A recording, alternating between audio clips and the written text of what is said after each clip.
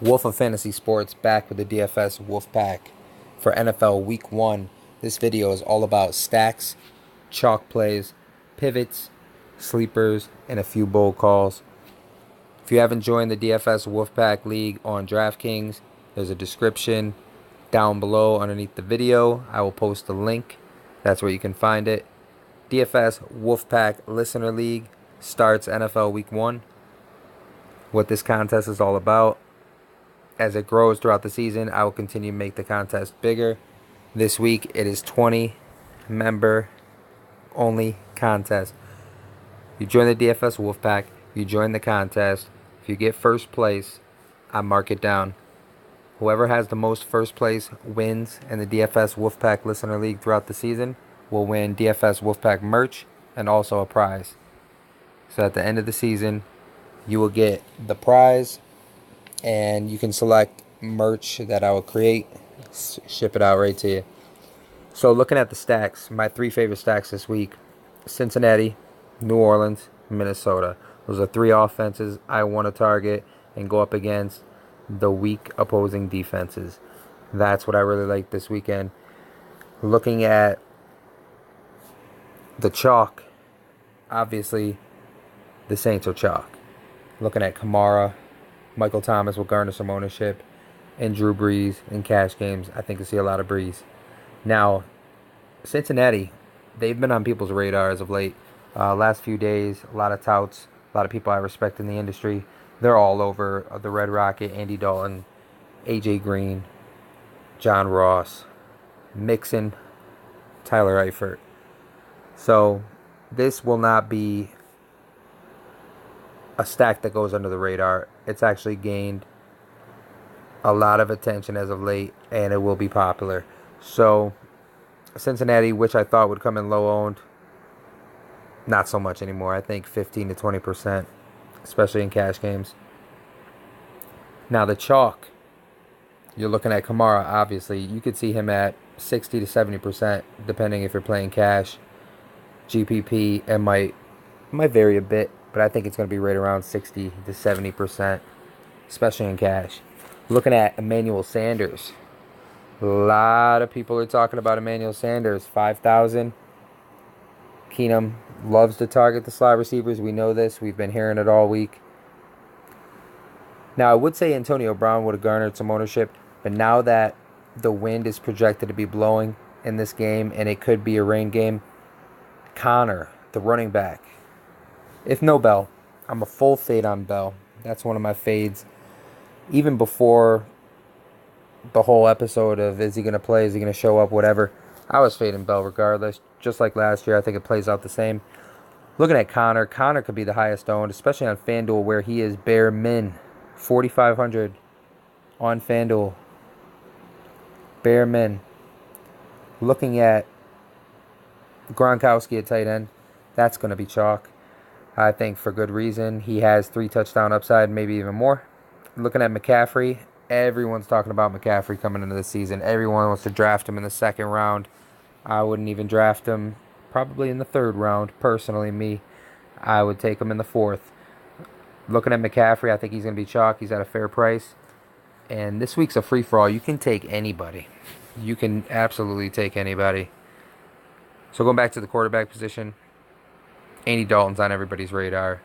Indianapolis secondary is trash. Looking at running backs, the chalk is obviously Kamara. The pivot is David Johnson. This week, you can play them both. Team jam them in. David Johnson, Alvin Kamara. You can put them both in your lineup with ease and still get great skill position players to fill out your roster and potentially put up double digits for each position. Now looking at Kamara, he's going to be high percent owned. You're looking at 60% plus in cash games. David Johnson has the volume. Kamara has the upside with limited touches. He can just go off.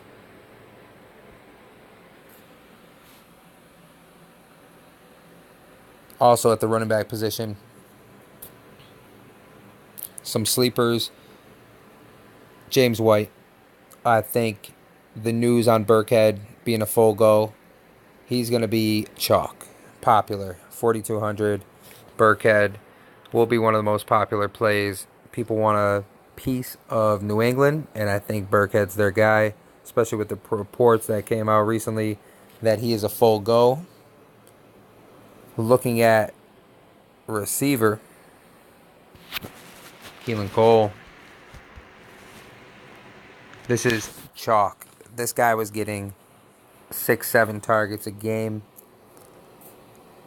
Rough estimate. He's their number one guy now. He's going to see market share. He's going to be on the field the most. Keelan Cole, if he gets 7 targets for 3,800, you can't ask for more than that. Baltimore defense, serious chalk. Now, the pivot off Baltimore defense would be Jaguars or the Saints. I would prefer the Saints. You can look at the Broncos, Seattle. They're not the team they used to be. There's a few pivots for defense. If you want to pay down, some of my sleeper defenses are the Bengals, Indianapolis. I really don't like Andrew Luck's teammates. There's no one. There's T.Y. Hilton, Jack Doyle. That's pretty much it. Running backs up in the air. They could be lousy. They could look real bad coming out week 1.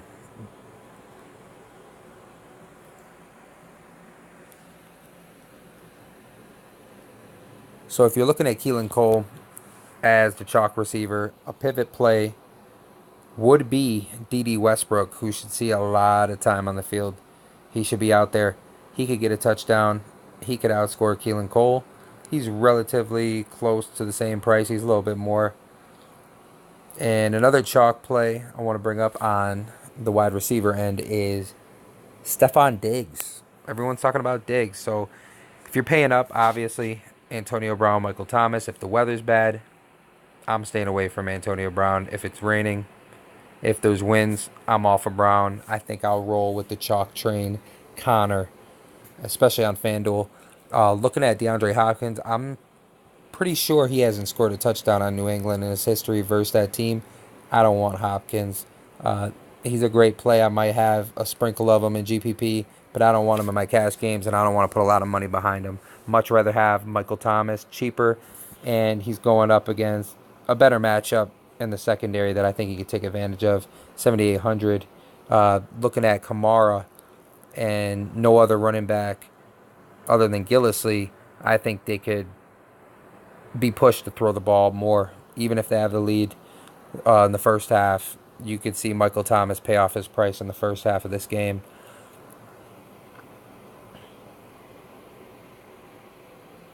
Looking at Emmanuel Sanders. Now, Emmanuel Sanders is 5K. The pivot off of Emmanuel Sanders in this price range, which is somewhat of a sleeper, but who's gained some attention, is Kenny Stills around this price range here.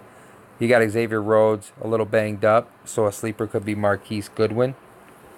Maybe he could get deep if Rhodes is out there or not out there, and I wouldn't bet on that. But at 4,600, his price is going to go up by week 2. You can count on that. Looking at Funchess, he would be a pivot off of Sanders. I think he could be productive here and get you 20 DraftKings points.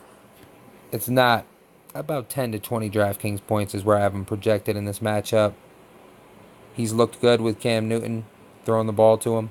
I think he's a pivot off of Emmanuel Sanders. Emmanuel Sanders is just too cheap and in too good of a spot. So you got to lock him in there. He's going to be high owned. I could see his ownership around 30%, if not greater in cash games. GPP, I see 30%. A running back that no one's really mentioned at all is Derrick Henry. In this matchup versus Miami, if you look here, in a game versus KC in Week 18, he can have monster games. He has 20 to 30 point upside. He showed it in a limited sample size as the number one, the main number one. If you see his attempts, when he gets over 20 attempts, He's just in beast mode. He's got 19, put up 24. He got 23, 28 attempts and put up good games. So if he gets over double-digit attempts, he could put up a big score. I think he is a solid play that no one's talking about at all. And he can go under the radar this week, especially versus Miami. Alex Collins would be somewhat chalky at first this week. For week 1, he was talked about a whole lot. And now I think his ownership won't be as high as projected about 2 weeks ago. So Alex Collins, you match him up with the correlation of Baltimore defense, which will be the chalkiest defense. You're going to see them at the highest ownership on the slate. Baltimore defense should be, I'd say, about 70% in cash games, 60%. You could see it really high. Like GPP, probably 30 to 40. The tight end play is Rob Gronkowski here. Your lineup builds are going to be different if you pay up for Gronkowski. If you pay down for, say, a Jordan Reed and hope his upside hits, or a Jack Doyle, or even my favorite sleeper tight end, Tyler Eifert, who's projected to be healthy. We know what this tight end can do when he's fully healthy. Tyler Eifert could go off, get you 2 touchdowns in the red zone, put up 14 to 20 DraftKings points. David Njoku in the rain game if there's high winds. I don't know if I want that exposure to him, but he would be a great play if the weather was fine. ASJ, Austin Seferian Jenkins. You look to see who's playing New York Giants. It's ASJ. It's the Jags. That's who you want. He looks to be all right here. He practiced fully Friday. He can get you a touchdown and 10 points here. I see a floor of 5 and an upside of 15 to 20 with ASJ at 3,200. That's a great price.